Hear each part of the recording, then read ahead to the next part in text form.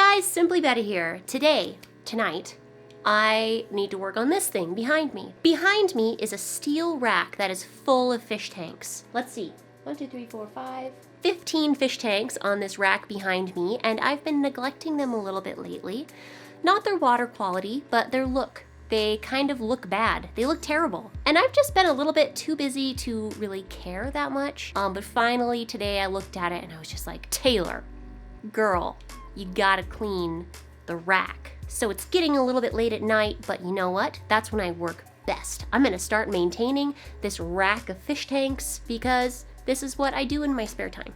So it's really not that bad. Here are my 20-gallon highs, and then I have a row of 10 gallons. I have another row of 10 gallons, and then one empty tank that I just haven't done anything with yet. What I'm gonna do tonight is I'm just gonna go in and spruce these up a little bit. For example, look at these tanks up here. It's just full of algae. My plants need to be pruned. I need to clean glass. I have fry that need to go to bigger tanks. I have just a lot of miscellaneous super jungle tanks like this. I just want to trim back. I want to take care of these things. I need to get some algae like out of this tank. I just have so much to do. This tank looks horrible. That tank looks horrible. These tanks, they're okay, but 2 are empty and 1 is my macrostoma, and the male is still eating all of his eggs like a big jerk. So that's my plan for all my free time tonight, is I'm just gonna spruce these things up because I'm tired of looking at sort of ugly tanks. Just a little bit tired of it. Especially these ones back here. These are bugging me really, really hard. They're really gross looking. Let's get to work.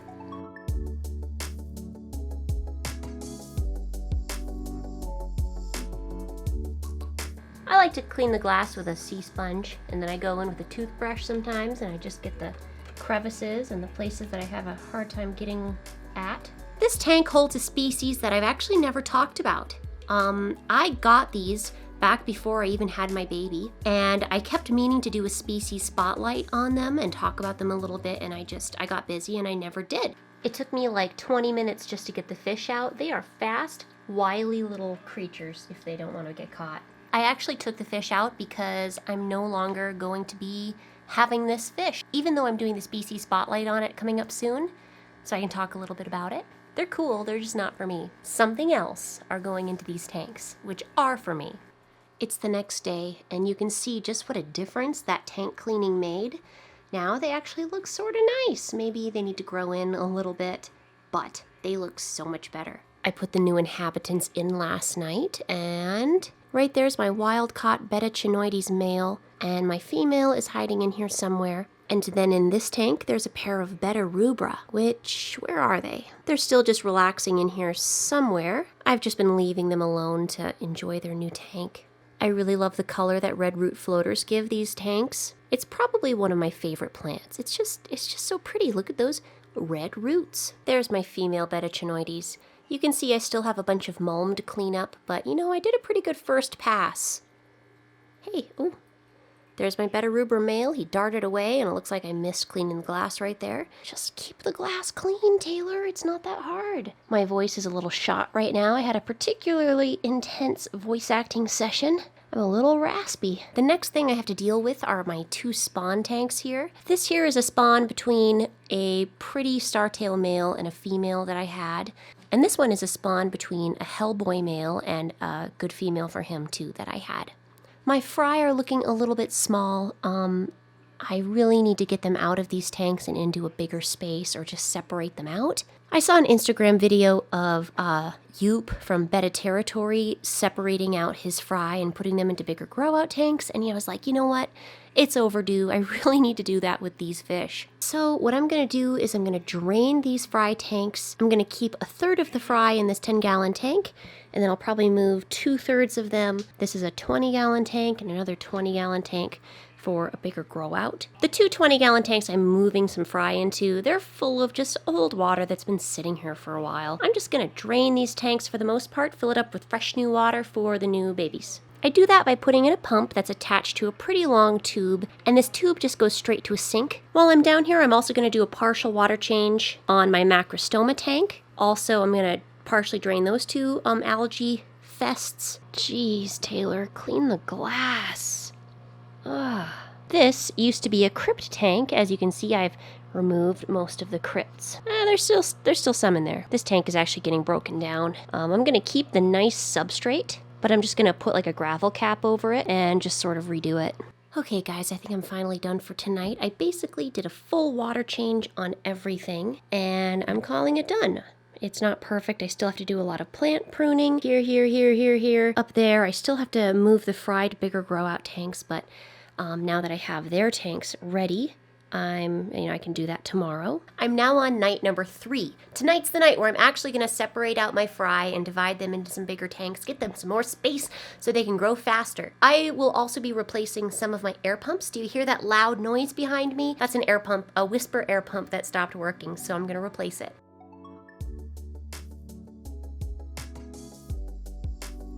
So I removed all the fry from tank 1. So I have all of these fry. They need to grow a little bit faster. They need a bigger place to live. I'm gonna take out 10 of the biggest ones. They're gonna go back in the 10-gallon tank, and then the rest are gonna go in a 20-gallon to grow a little faster. I'm gonna take the biggest ones out using this little shrimp net. It's just little and easy to catch little things. Here's 15 of the largest fry. I'm gonna put them back into the 10-gallon tank, let them float for a minute, acclimate them to temperature, and they'll be in here.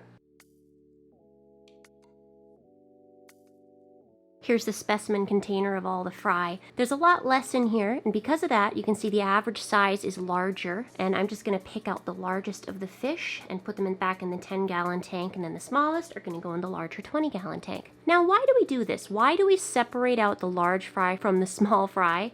It's because we're giving the small fry a chance to catch up in size to the large fry. We're reducing the food competition. We're reducing the growth hormone load. We are doing a lot so they can try to grow at the same rate. I separated out 8 of the largest fry. I'm gonna put the rest, which maybe, I don't know, is that like 20, 25, into this 20-gallon tank right down here. Now I'll do the same exact thing with these 3 spawns. This was a really pretty galaxy male and one of my galaxy females. This is a spawn between 2 black galaxies, or fish that I think could be black galaxies in this generation. And this one, there's a tiny spawn of goldfish in here.